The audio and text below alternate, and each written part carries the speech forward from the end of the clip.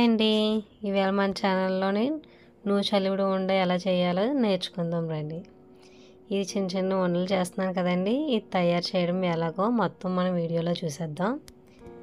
ఈవేళ చూడండి, నేను 2 కేజీల బెల్లం తీసుకున్నాను. పప్పు అయితే 2 కేజీలు పప్పు తీసుకున్నాను. బెల్లం మెత్తగా ఇలా కురిమేసుకున్నాను. పప్పు 2 కేజీలండి. పప్పు 2 కేజీలు, బెల్లం 2 కేజీలన్నర తీసుకున్నాను. స్వీట్ ఎక్కువ ఉండాలి కాబట్టి. చూడండి, స్టవ్ మీద ఇలా చిన్న దాకా పెట్టుకున్నాను. దాకా పెట్టుకొని పప్పు వేపుకున్నాను ద్వారగానే. చూడండి, ఇలా బ్రౌన్ కలర్లో వచ్చేలాగా వేపుకోవాలి. ఇది ఎలాగ వేపుకోవాలో మనం ఒక్కసారి చూసేద్దాం. నేను ముందుగా గిన్నె పెట్టుకున్నానండి, వెడల్పుది. కొంచెం కొంచెం పప్పు వేసుకొని సిమ్లో పెట్టుకొని వేపుతూ ఉన్నాను. ఎందుకంటే ఎక్కువ తీసుకుంటే మాడిపోద్ది, మాడిపోతే మనకు టేస్ట్ మారిపోద్ది. కొంచెం కొంచెం వేసుకొని అలా కంటిన్యూగా కలుపుకుంటూ ఉండాలి. ఇది మనకు బ్రౌన్ కలర్లో రావాలి. మనం హైలో పెట్టి వేపుకోవడం చూసారా, బ్రౌన్ కలర్లో ఎలా వచ్చేలా వేపుకోవాలండి. సిమ్లో పెట్టి వేపుకుంటే టేస్ట్ అనేది బాగుంటుంది అన్నమాట. చూసారా, పప్పు ఎక్కడ మాడకుండా బాగా బ్రౌన్ కలర్లో వచ్చింది. కంటిన్యూగా అలా వేపుతూ ఉండాలండి. సిమ్లో పెట్టుకుని వేపుతూ ఉండాలి. ఇప్పుడు ఎలా దంచుకోవాలో చూద్దాం రండి. ఇది పాత పద్ధతి అండి. ఇది రోల్ అండి. రోట్లో వేసి మనం దంచుకుందాం, చూద్దాం రండి. కొంచెం పప్పు వేసుకున్నాను. పప్పు వేసి ముందు దంచాలి. వీళ్ళెవరో కాదు, మా మధ్యగారే. మా మధ్యగారు నేను దంచుతున్నమాట, హెల్ప్ చేస్తున్నారు మా మధ్యగారు. పప్పు బెల్లం అందులో వేసుకొని ఇలా దంచుతూ ఉండాలండి. చాలా కష్టం, చేతులు అవి నొప్పి వస్తాయి. మాత్రం టేస్ట్ మాత్రం బాగుంటుందండి. చూడండి, పప్పు ఇలా దంచేసుకోవాలి. ముందు ఇలా పొడిలా దంచుకున్న తర్వాత బెల్లం వేసుకుంటే టేస్ట్ బాగుంటుంది అన్నమాట. నలుగుతుంది కూడా, మనకు వండ కింద తయారవ్వాలి కదా పప్పు. చూడండి, బెల్లం ఇప్పుడు వేసుకుందాము. ఆ బెల్లం ఇందులో వేసిన తర్వాత ఇది ఇలా తయారవుతుందండి. అది పప్పు, పాలు, అది నల్లసీముడు అండి.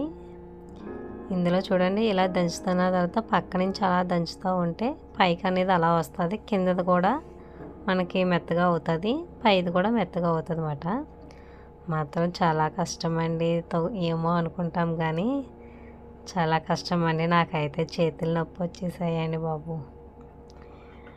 మాత్రం టేస్ట్ మాత్రం సూపర్ ఉంటుందండి. తక్కువ అయితే బేగా అయిపోద్ది. పప్పు ఎక్కువ కదా తీసుకున్నాం, మనం 2 కేజీలు కదా పప్పు తీసుకున్నాం. కొంచెం 3 వాయిల్ కింద అది వేసుకోవాలన్నమాట. కొంచెం కొంచెం వేసుకోవాలి. చూసారా, బాగా నలిగింది కదా. ఇందులో కొంచెం పాలు వేసుకుంటున్నాం. పాలు వేసుకుంటే ఏంటంటే బేగా నలుగుతుంది, ఉండ అవుతుంది. నెక్స్ట్ టేస్ట్ కూడా బాగుంటుందండి, పాడవదు బేగాని. ఒక వారం రోజులు అనేది ఉంటుంది. పిల్లలకు కూడా నచ్చుతుంది అన్నమాట. పాలు వేస్తాం కదా, నూచల్లుడు కదా, ఐరన్ అది పడుతుంది, బ్లడ్ పడుతుంది. ఈ రోజుల్లో ఎవరో తినట్లేదు కదండి. మాత్రం మన పిల్లలకి ఇలా ఎడితే చాలా మంచిదండి. మేమైతే ఎప్పుడూ చేస్తూ ఉంటాము. తక్కువ అయితే ఇంట్లోనే ఈజీగానే అయిపోతుంది. మన చిన్న రోకులు ఉంటుంది కదా, అందులో కూడా వేసుకున్నా సరిపోతుంది. ఇదంటే పల్లెటూరులో కాబట్టి ఉంటుందండి. చూడండి, ఎంత కష్టంగా తీస్తున్నానో నేను. అందుకే మా మధ్యగారు వచ్చి కొంచెం హెల్ప్ చేశారు పాపం నాకు. చూసారా, బెల్లం వేసిన తర్వాత అంగోని మా మధ్యగారు వచ్చారు పాపం, వచ్చి హెల్ప్ చేస్తున్నారు నాకు. మళ్ళీ ఒక వాయి వేసామండి. ఒక వాయి వేసి కూడా దంచేస్తున్నాం. మేము ఒక వాయి తీసాము, రెండో వాయి వేసేసాం, దంచేస్తున్నాం.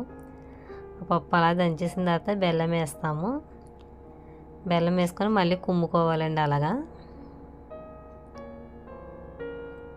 మా మధ్యగారు ఒక చేతితోనే వేసేస్తున్నారు, నేనైతే 2 చేతులతోనే వేస్తున్నాను. చూసారా, పప్పు ఎలా బాగుందో, బాగా దంచుతున్నారు కదా. పప్పు పైకి వస్తుంది, నేను అలా తీస్తున్నాను అన్నమాట. చూడండి, అంగని మా మధ్యగారు సింగిల్ హ్యాండ్తో వేసేస్తున్నారు మా మధ్యగారు.